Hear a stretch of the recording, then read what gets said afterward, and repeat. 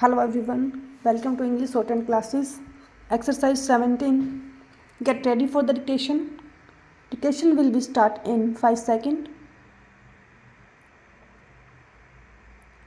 Start. Sir, I am not going to say who is right and who is wrong. Stop. I think I leave this judgment to the honorable leaders of the opposition. Stop. My purpose today is through this house to inform our country what I set out to achieve and how far I have been successful in achieving that. Stop.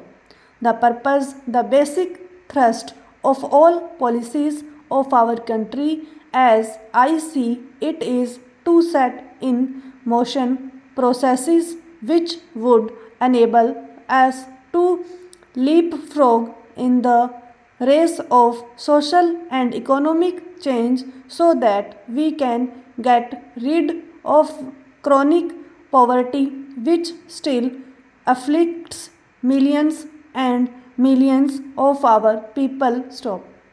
After India became independent, great progress was made in all directions. Stop. But the task of getting rid of poverty to which Prime Minister committed our nation on the 15th of August 1947 is still not complete. Stop. When I presented my first budget as finance minister in 1991, I had then referred to both houses of parliament, quoting that no power on earth can stop an idea whose time had come, and I had then suggested to this august house and the other house that the emergence of India as a major global power happens to be one such idea whose time has come, and that is the goal that our government has sought to work on to realize. Stop. Whether we have succeeded or not, it cannot be realized in one go, but that is the mission, that is the ambition, and India's foreign policy has to contribute to preservation and strengthening of national security and also to widen our development options. Stop. We live in a world which is not a world which we like in all respects. Stop. Yet it is a fact that interdependence of nations is a reality. Stop. And that in this interdependent world there is such a thing as power relations. Stop. This power in the world is not distributed equally, and we know through history that where there is inequality of power, international relations are fundamentally power relations. Those who are more powerful cannot resist temptation to coerce those who are weak. Stop. The United States is today a preeminent power. Stop. It is a superpower. Stop. It has global interest. Stop. In many areas, those interests do not coincide with our interests. Stop. Our ambition is to work to create a more just international system in the world. Stop. Our country today is admired all over the world. Stop. We have the second highest growth rate in the world, and what is more significant is that the world today marvels and respects India for what we are, a country of over 1 billion people with great diversity of beliefs, of religions, and yet seeking its salvation in the framework of a democratic polity committed to all fundamental human freedoms and respect for the dignity of the individual. Stop. Therefore, there are opportunities in this unequal system that we have to contend with, and I sincerely believe working with the United States to explore areas of convergence of interests is in our national interest. Stop.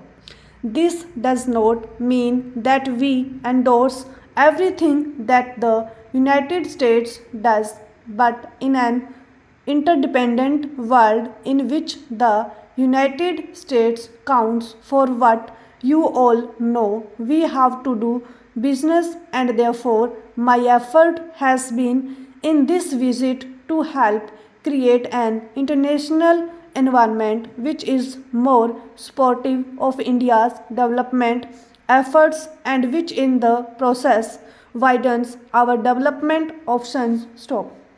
Excessive discussion has taken place on the nuclear issue. Stop. My first thought when I thought of visiting the United States was not on nuclear issue. Stop. I was worried about the state of India's agriculture. Stop. The previous government prepared the 10th 5-year plan. Stop. It has a target of 4% growth rate of agriculture. Stop. We are nowhere in sight. Stop. Our agricultural economy seems to have reached a platform where new technologies associated with the Green Revolution, which came about in the mid 60s and 17s, seems to have lost their old dynamism. Stop.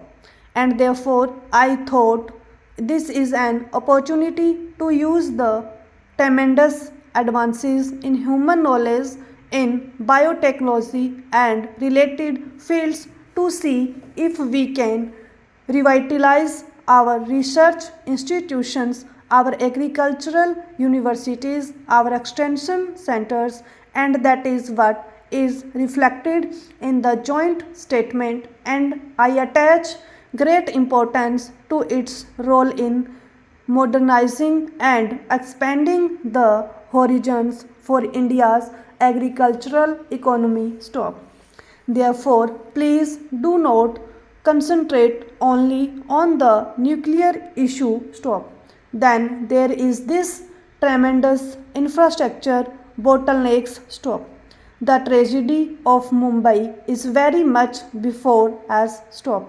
How inadequate infrastructure has created such a human misery in this premier financial capital of our country. Stop. This could happen to any other city. Stop. We have been very negligent of infrastructure management. Stop.